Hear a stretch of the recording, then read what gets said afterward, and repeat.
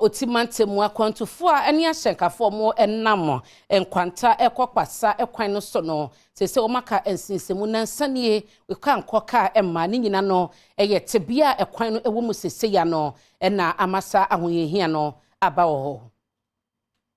Akwantufoɔ a wɔn nam NKWANTA-KPASSA kwantempɔn no so Otimantam ne mo bɛyɛ nam yɛsɛ ne deɛ wɔn ntumi nkɔ deɛ wɔn kɔ ntumi mba ɛnam sɛ deɛ kwantempɔn no tebea esifa yɛnti na sɛ wɔn mo ɛkyerɛ deɛ Enfa ho ni Adom Kasee ama ne bododo a wabɔ de fa kwantempɔn no ho no enya de se Ghana aban ma odin fidie begu so a wɔyɛ so nsiesie bia ede ama wɔ mo na abrɛ ni Adom Kasee de fidie sanso kɔ kwantempɔn no so biem no ahyɛnkafo ne wɔn ma ɛwɔ hɔ no no ɛde to yɛn mu sɛ saban na ahwɛ ne nmene mu ya wɔn bɛyɛ wɔn kwantempɔn no so nsiesie amfa ma wɔn de a ɛne afimpinu ne do no na yapato no enya de se wɔn soso de wɔn ho ebihyem bi. Osisi a sense wɔn mmɔmɔde ni mu wɔn hwɛ ne wɔn yɛ sense bia aban dandada na ɔtwom ɔka sɛ kwan wɔn ayɛ atwom awie kwan wɔn ayɛ atwom dada wɔn ayɛ ɛnya ayi easting corridor no ɔsɔ wɔn ayɛ awie baa no sisi a yɛhwɛ a ha ho ɛkyɛ sɛ wɔn nyɛ hwewa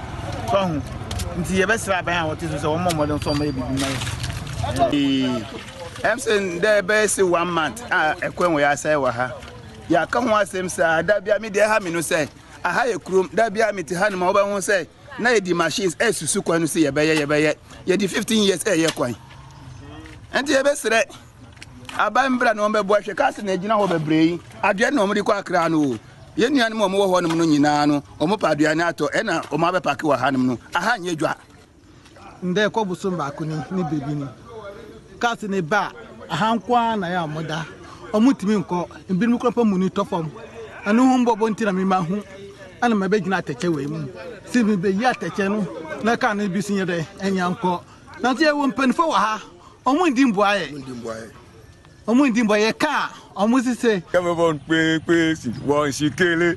adeje say won si ye bre won sikele won sikele ye bre kaza enam say kwa mbode ultimate sesu bi sesu a 2 weeks na su na say enya to su a 2 weeks time su na say de bia so me treat na fie se nya ko pa gba me no so man ko su kwa me ho to me